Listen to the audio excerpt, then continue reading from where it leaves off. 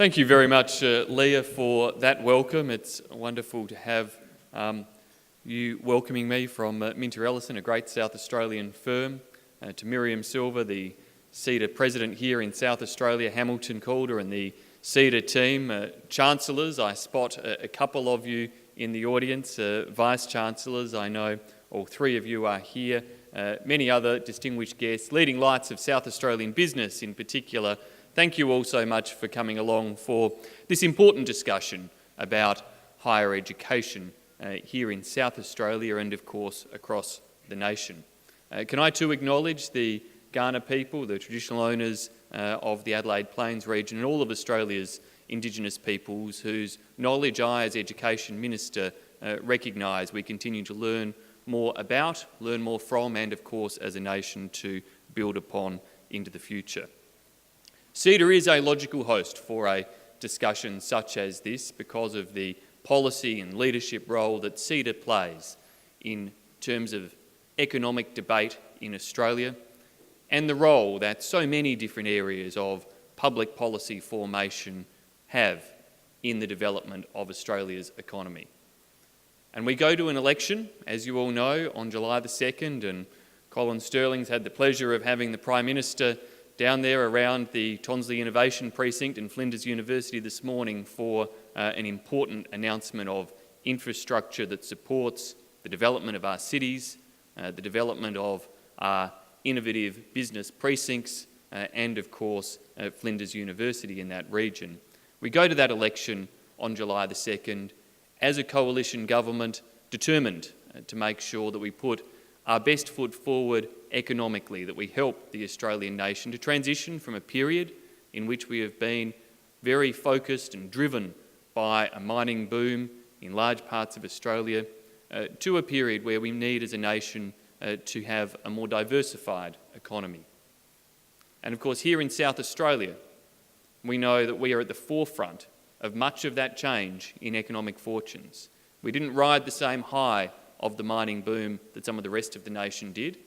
We have, of course, some of the older industries that are facing more greater transition challenges. We have real jobs and growth challenges here in SA. And it's why here it is more important than ever that our plans and our commitment to make sure that we do successfully transition that economy by investing in science and innovation, by encouraging and incentivising greater investment in startups and venture capital, by supporting our defence industries to give them decades of certainty and the capacity to drive advanced manufacturing and high technology businesses, through enterprise tax changes that will ensure that small and medium-sized businesses in particular, the forefront of the South Australian economy, have more cash in their pockets in future in which to reinvest in their business and to create more jobs and opportunities. All of those types of policies are central to our economic plan. But of course, so too is higher education. Higher education is central to our success as an innovative nation, to the National Innovation and Science Agenda that we've outlined, and of course to the skilling of Australians for the jobs of the future and as creators of the jobs of the future. Here in South Australia, we are blessed with three fine universities, a strong TAFE and vocational education and training sector. There are real live and exciting examples in terms of what our universities are accomplishing. The University of South Australia, through its University College, providing outstanding pathways into higher education, particularly supporting some of our most disadvantaged in doing so. Flinders University, working in partnership with TAFE and through the Torrens Innovation Precinct, of course central to this morning's announcement, but central to that type of enhanced collaboration that we need to see across all of our tertiary education institutions. The University of Adelaide, who is playing a key role as part of our innovation agenda through the expansion and use of MOOCs to provide greater support and training to teachers right around Australia in their use of technology in the classroom. These are just small examples of the different things each of our institutions here are already doing to make an enhanced contribution. Importantly, though, we want to make sure that they make an even greater contribution in the future. Our government is determined that higher education policies and settings across teaching and learning, as well as science and research, are geared to get the best out of our higher education institutions. And I do put it that way, to get the best out of them, because they, like governments, are here to serve the greater good, to deliver benefits to individuals who study and learn at their institutions, but to deliver benefits to our society and economy through enhanced knowledge, through ensuring that we have the type of high skills that create advanced jobs, high-paying jobs that can support Australia to continue to be a high-wage, strong social safety net country well into the future. We've seen enormous expansion in higher education over recent years, and that's been wonderful in terms of the increased access it's provided for many more individuals to study at university, and for much greater crossover that occurs between our university institutions and our vocational education and training providers, as people often acquire qualifications and skills from both sectors. With that increased expansion has, of course, come increased cost.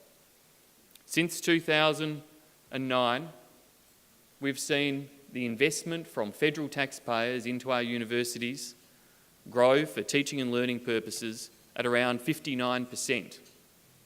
Over the same period of time, nominal GDP in Australia has grown by 29%. What that, of course, demonstrates to all of you is that the costs and investment in higher education has been growing at essentially twice the rate of the economy over recent years. Now, that's outstanding in terms of what it means of more people in our universities, learning more and being able to achieve more, but it's a trajectory of costs that the Commonwealth can't continue to sustain growth of that nature. So we face a great balancing act, which occurs across many areas of my portfolio in education and, of course, right across the Commonwealth Government. And that is how you make sure you sustain and get the best out of our higher education sector, whilst ensuring the cost base is sustainable for the future. That, of course, is central to the overall debate in this election campaign. A choice between a direction that says, well, you just keep letting spending grow and you fund it through ever higher taxes, or a recognition that we have to get the best value for our money that is spent, that we have to find ways to ensure we keep spending under control, because the alternative of higher taxes to pay for that higher spending will simply cripple jobs and growth and our economic transition into the future. So in this year's budget, I released, as the new Education Minister, a policy statement setting out some of the directions that we think are important to take the higher education sector in. They removed the prospect of full fee deregulation. I heard, Prime Minister Turnbull heard, and the government heard concerns across the nation from parents and others about the prospect of full fee deregulation. And we wanted to give certainty to people that the vast majority of Australian students will be able to go to university in future under fixed, clear fees. We wanted to provide that certainty so that nobody is dissuaded from going to university, notwithstanding the fact that we have always been clear as a government that we are firmly and deeply committed to maintaining access to universities without students needing to pay a single dollar up front. That our world's most generous student loan scheme is something that we stand by, support, and will ensure continues to be available well into the future. But the policy paper that I released identifies a range of alternatives and areas where we do need to focus our attention as a nation. Areas to ensure that our higher education sector is one that is based on excellence, that within itself is encouraged to innovate and to differentiate, and of course has at its heart equity of access as well as sustainability of financing. As an alternative to full fee deregulation, a central platform of what we've outlined is the creation of flagship courses within our universities.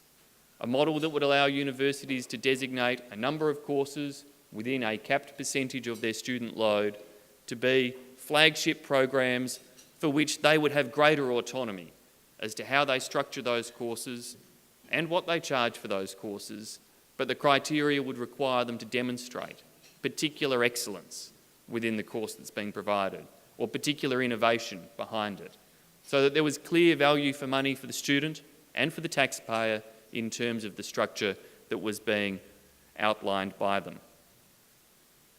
All up, I think reaction to the policy paper that we've outlined has been somewhat predictable but pretty positive. There, of course, have been the usual critics, as you get with these things.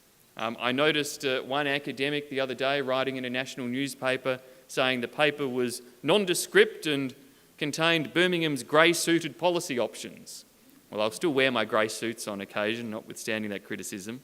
But seriously, I did welcome the fact that whilst Universities Australia described it as delivering on a no surprises commitment, and it is a strong commitment from me to work cooperatively with the university sector and other stakeholders through each step of the reform agenda, we equally saw the Australian Technology Network of Universities describe the paper as outlining a new era for higher education.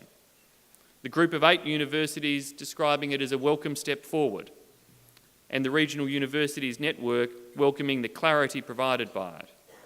Whilst industry and business were also positive, with the Australian Industry Group recognising the commitment to consultation with both the higher education sector and with business. I think it is pleasing to see that we have that engagement beyond just usual university stakeholders. And that's why CEDA is an appropriate place for a discussion like this, because I know that each of the institutions here do recognise that their connection to business is central to what it is they do and to the contribution they can make to individuals and society. We, of course, had already announced a number of particular changes in relation to higher education driven by our innovation and science agenda. It sets in place a framework that tries to ensure the central role of universities to innovation and entrepreneurialism is recognised. The budget provided increased funding for research block grants, some $180 million that goes on top of the very significant contribution already made to research to help encourage enhanced collaboration, to give universities the incentive in the way those research grants are paid to more closely engage with industry, and I hope for industry to more closely engage with the university sector. Importantly, we're changing the way in which a number of grants can be accessed under research arrangements in future to ensure that our universities are able to work with business and apply for grants when they need them, when business needs them, when business is ready to engage, not having to wait for a fixed round of a grant cycle, but to actually go and seek the support to get funding for those cooperative research programs when and where it's required. We've also provided a decade of funding certainty for our critical research infrastructure facilities, $1.5 billion of support for collaborative research infrastructure right around Australia.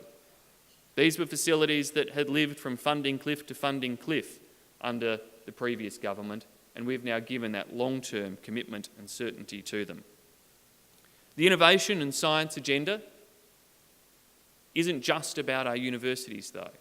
It starts in the earliest years with support we're rolling out for enhanced STEM engagement, science, technology, engineering and mathematics in preschools, to actually get preschool students better engaged in their maths and sciences right at those very earliest years. It of course flows through school, flows through university, the research offering, and into business, with those incentives that I offered before for people to invest in startups, for venture capital investments, greater incentives around capital gains tax discounts. There's an important distinction at this election, if you'll forgive me making the very partisan point here, that we are actually offering further discounts for capital gains tax that will encourage more investment, while the Labor Party is proposing, of course, to remove discounts and incentives around capital gains tax and to reduce those which will discourage investment. That's just one area of significant difference in business tax reform but it's one that goes to the very heart of whether or not we can be an innovative nation into the future. Pleasingly, we have seen strong growth in relation to STEM subjects at our universities, with an increase of some 4.7% in applications across STEM subjects and 5.4% this year for IT courses. We're inviting through the higher education reform process for feedback and consultation. Since becoming the Minister, I've tried to take a very open approach to these undertakings. Not one that delays things forever through endless reviews, which was why last year I released a paper that was a review of reviews. It brought together all of the different reviews, because there have been countless numbers of them over the last couple of decades in higher education, and summarised them in one place. It was out of that paper and discussions that ensued from it that the flagship courses idea was born, because Jane Lomax-Smith's review that was undertaken a number of years ago, a name of course very familiar to most in this room, had identified the prospect of flagship courses. Now, the model I've outlined in our policy paper isn't identical to what Jane had proposed, but it was the genesis for an idea. You don't need to reinvent the wheel when it comes to thinking about what can be done in this space, because so much has been thought about before. We are using in essence this caretaker period of government to good effect by inviting feedback on the policy paper, which will close on the 25th of July. So the sector and business and others can get their thoughts in during that timeline, and then, touch wood, if I'm back at the table on the 3rd of July, I can re-engage in the policy development process, have that finalised, develop legislation for passage through the Parliament over the course of the next year or so that we can have certainty going forward for the higher education sector from 1 January 2018. But we are being very open about it, as I said before. There are budget challenges that need to be met within this document. We do need to deliver savings across a whole raft of areas of government spending, and higher education is no different. It's far easier for my political opponents to go to this election promising they'll keep spending the same amount of money and that will keep growing into the future. We are going to this election being quite honest with the Australian people, saying there are savings to be realised and outlining options for how we believe they can be realised. We're putting in place a process that will lead to certainty for the sector. The political alternative in relation to higher education is a white paper process that will commence sometime in the next term of Parliament if they're elected, lead to uncertain outcomes and probably no legislative certainty until after the 2019 election. That's not something we think is acceptable, because there's been enough reviews, enough talk, enough debate about the ideas in higher education. It is time for us to get on with providing a degree of certainty. Importantly, in the policy paper, I've brought in discussion around postgraduate places, which had not formed part of earlier debates in relation to higher education reform over the last couple of years. Increasingly, business and individuals are looking for more highly qualified people.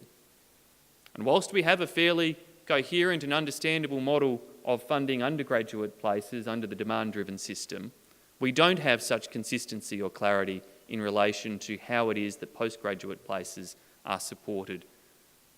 Should we have a system that better encourages postgraduates undertaking doctoral or master's studies to spend more time directly engaged with business, with industry, so they have a greater understanding of what is happening on the ground, and of course you can enhance then the research output and the likelihood that those research doctoral students will end up working in industry, driving innovation within that sector thereafter. Should we make sure that our postgraduate places are funded in a way that better skews funding to those who have lower earnings likelihood afterwards, but greater public benefit? Postgraduate teaching and nursing places, for example, that are critical to the delivery of public services, but for which the individual private benefit is not as great as perhaps the overall collective public benefit. So looking at how we fund postgraduate places is critical, just as it is for the equity equation to look at the other end of the spectrum. We remain deeply committed to expanding access to sub-bachelor places in the future. Currently, our university funding mechanisms drive the universities to fill bachelor level courses to the hilt and provide very limited opportunities for them in relation to sub-bachelor places, diplomas, associate degrees or the like, and very firm strictures within which they operate for postgraduate places. If we actually want to have a truly well-functioning higher education sector that drives the best of research input and engagement with industry, but also helps those from all different backgrounds to be able to access higher education, we need to have the most effective reform possible at both the sub-bachelor level and the postgraduate level, and consistency of funding in that regard. We've spent quite a lot in recent years in relation to trying to help drive equity of access through what's known as the Higher Education Participation and Partnerships Program. More than $900 million has been spent since 2010, and another $550 million is budgeted over the next 4 years. And it's important for me personally, as somebody who was a first in family through university, who grew up in Adelaide's northern suburbs, went to Gawler High School, to ensure that we do have great equity of access into our universities and great support pathways, be it through sub-bachelor places or other programs. But equally, we cannot just keep spending money in these areas without reviewing and analysing how it can be used most effectively. I think one of the very important areas of reform that we are committed to is enhanced transparency and accountability. My predecessor, Christopher Pyne, established the QUILT program, the Quality Indicators for Learning and Teaching. It provides students with information about the quality of the course, student satisfaction from a course they've undertaken at a university. It's really important to better engage students, parents, teachers in thinking about what those pathways are and making more informed decisions about where it is they go to university and what it is they study. My ambition in future is to see us really build on that QUILT data set, to make sure that we bring in place as best we can real data, ideally eventually tax office data about earnings outcomes of students, so that people can get clarity about if they go to university, what the experience will be like at an institution, whether they're likely to get a job at the end, and what their earnings level may be following their studies, and that they can make the most informed decision possible. And importantly, this will drive not just transparency and hopefully better decision-making by students, but accountability for the universities themselves in terms of the outcomes that are published and the way in which they may be reported through the media and elsewhere. Universities have outstanding reputations that they need to preserve and protect in the future, and they should be making sure that in a system where they largely get to control, in a very autonomous way, the number of students they enrol and the courses within which they enrol them, that they are thinking long and hard about the job prospects of those students at the end and the contribution that is making to overall economic benefit. Ultimately, our higher education reforms are, of course, about delivering an affordable and sustainable higher education sector, but one that does drive development of individuals and their contribution to our economy as a whole. Here in South Australia, as I said, we have exciting times ahead. The decisions we have made as a government to bring forward shipbuilding activity, to commit to submarine work here in South Australia, do provide a new wave of jobs that are both high technology and vocational skills. Within days, I think it was only a couple of days of the announcement around the submarines, I'm pleased that our 3 Vice-Chancellors and a couple of the Chancellors, Kevin, I think you had something else on that day, maybe a little work in the nuclear space you were finishing up, but nearly all of the Chancellors and the 3 Vice-Chancellors travelled to Canberra to meet with the Defence Minister, Maurice Payne, and myself to talk about the opportunities they see that they can seize and work with us in relation to defence shipbuilding. Not just skilling people for the jobs, but of course the research efforts that go with that, and how it is they can help South Australian businesses to become part of global supply chains in those areas. So our universities are central to a range of areas of development across our economy, as they always have been. But perhaps in a bright new world of innovation and entrepreneurship that we hope to see in the future, they are now more important than ever before. So we do welcome your feedback on the policy paper we've released. I encourage you all to use this time to look at it, to provide those views. But most importantly, I, as Education Minister, hopefully beyond July the 2nd, look forward to working with these institutions we are blessed to have here in Adelaide to make sure that in South Australia we get the best possible response from the investment that's been made in this state and the opportunities that are here, and of course, especially through that to grow the international student opportunities that exist as well. Because we are the first government to have released a national strategy for international education. It drives around $19 billion of investment into Australia each year, a large amount here into South Australia. And if I can close on that note, that though we debate sometimes about our education system in Australia, we should be proud of what we have. We should absolutely work, as we're determined to do, to make it even better into the future. But we should be proud of the fact that people from around the world vote with their feet to come and study here in Australia, here in Adelaide, because of the quality of the educational offering that we have, and our policies are geared to make sure that that maintains the high level of excellence, drives further innovation in the future, as well as supporting opportunity for all South Australians. Thanks so very much.